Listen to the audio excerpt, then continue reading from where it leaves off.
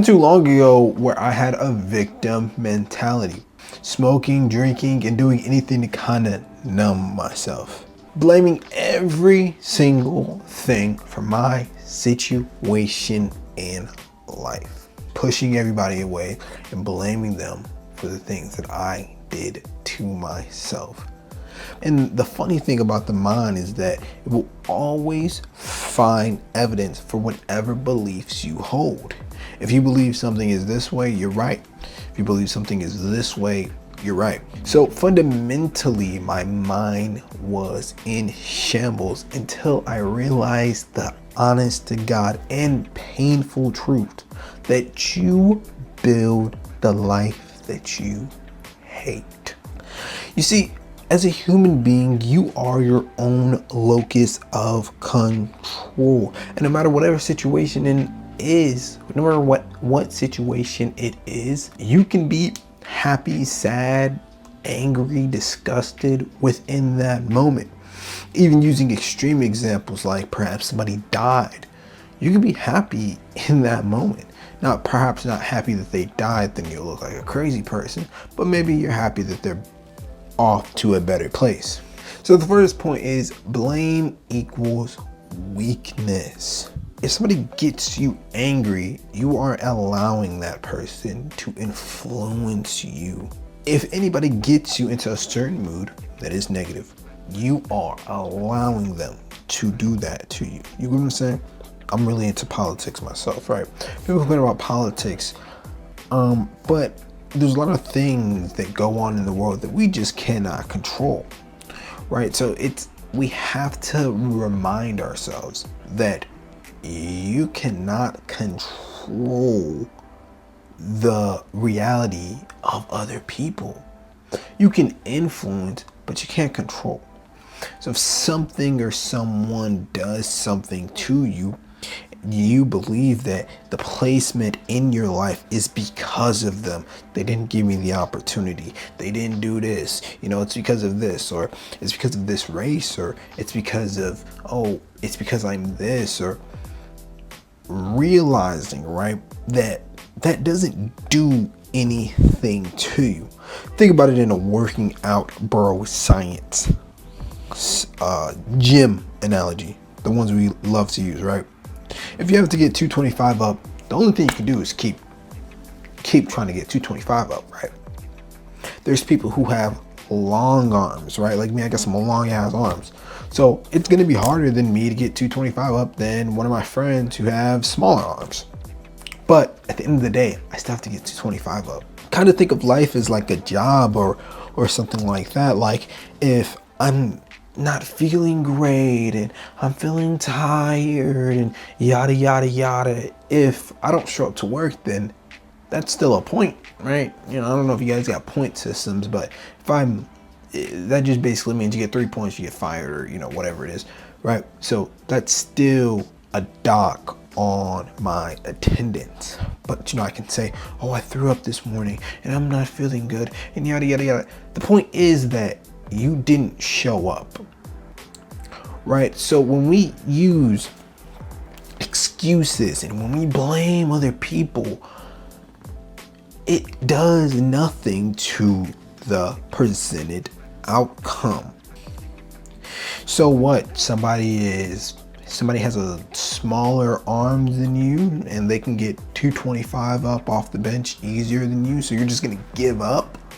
No, it may be harder, but it can still be done. And if you allow these excuses, if you allow the blame mentality, then you're never going to get it done in the first place. And then moves on to my next point, that ownership equals power. There's a great quote from one of my favorite movies, Spider-Man 1, the Tobey Maguire one, the OG. With great power comes great responsibility. When I was younger, that quote stuck to me. And then it faded a little bit over years, but now it hits very hard. Because you, my friend, have the responsibility to control your reality, to control what you want to do, to control your movement, to control your body. Now, the funny thing about control is that a lot of people don't really want control, right? That's why they use the blame game. That's why they use the excuses, because it's truly like they don't really want it. The thing about ownership and the thing about saying, yeah, I did that, is it actually gives you power. If you fucked up, admit it. Yeah, I fucked up. That was me. Because what does it do when you're like, yeah, I fucked up, but it's because of this guy, or it's because of this thing, or it's because this happened, or it's because, oh, this. That is nothing for you, right? That doesn't give you any power. At least if you own it, then you're like, next time you can actually have the power to do the correct thing. You see, when you blame things on yourself, when you put the ownership on yourself, now next time you can actually do the right thing and go forward. See, we're not talking about going backwards, using excuses to go backwards, using excuses to stay stagnant. I don't even like to use stagnant, because with life, it keeps moving forward. Time keeps passing, the sun keeps going up and down, or we keep going around it, however it is. The point is, time is always passing. So if you stay stagnant using these excuses, it does nothing but causes you to deteriorate, because entropy is just a natural language of the universe.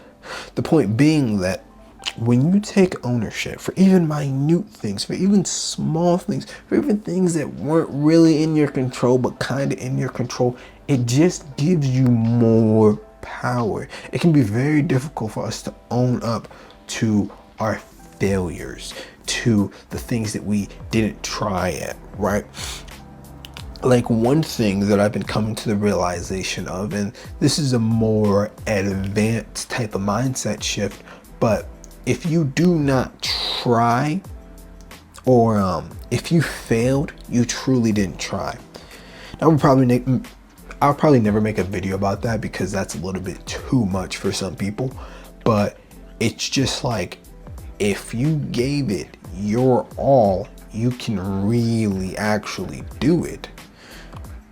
So you may reflect upon that and be like, well, there was this one thing that I gave my all in and I didn't win it, and there's this other thing that I gave my all in and I didn't win it. That's just not my belief system. That's not how I believe. If I failed at something, I just didn't try hard enough. I was unaware of the amount of effort that it took to actually accomplish that goal. So I say that to say this: take ownership of everything, because that gives you the most power.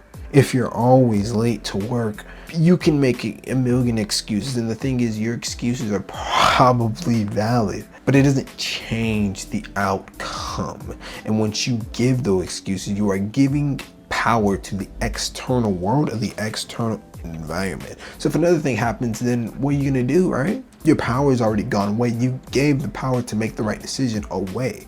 So what are you gonna do? Just gonna sit on your ass, right? It's not gonna happen. That's the thing, right? There's so many opportunities in this world, and we can only take advantage of them if we have the power to take advantage of them. But many of us give our power away, giving our power to our blames, to our excuses, to, oh, it's because of this guy, he was born rich, or this person was 6'8", or even the black pill ideology. Oh, she likes him because of this, or the thing is, and the point is, that I can give you a million excuses why you can't, but the truth is you can, and that alone should have you allocate as much effort to it so you can prove yourself right, because that's who you truly are. So reality is self-made. It is self-governed.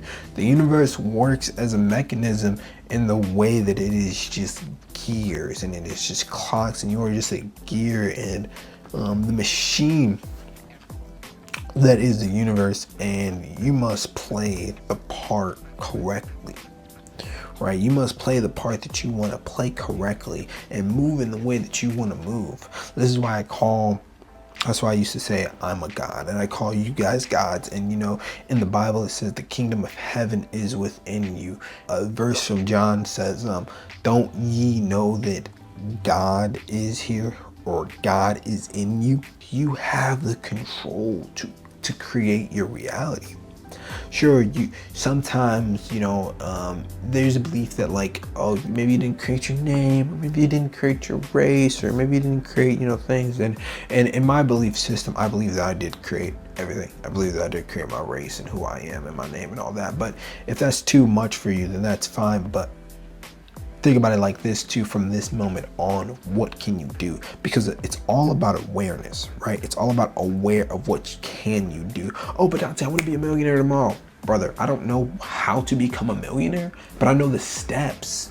I know the steps, right? Everybody knows step one. Everybody knows step one. Oh, maybe I should save a little bit here. Maybe if I quit this vice, I can save a little bit more money. Oh, maybe I can, well, how do people become a millionaire? Let me type it up on the computer. Oh, well, most millionaires make their money from real estate, right? That's one thing, right? So it's very, you know, it's very hard to be like, oh, I don't, it's very easy to be like, oh, I don't know step 100, so I'm going to give up on the entire plan. But no, you know step one, you know step one. So just get to moving on your goals, and don't put your ownership, don't give your ownership to other people. Oh, it's because of the economy, or oh, it's because of this, because that takes away your power. But if you want self-mastery coaching, visit pepwellness.com. If you want bodybuilding coaching, fat loss, we kind of do all in the fitness space, visit pepwellness.com. If you want a group of people who are on the hybrid strength training and running journey, join Strength and Stride community. And much more coming soon. I'll see you guys in the next one.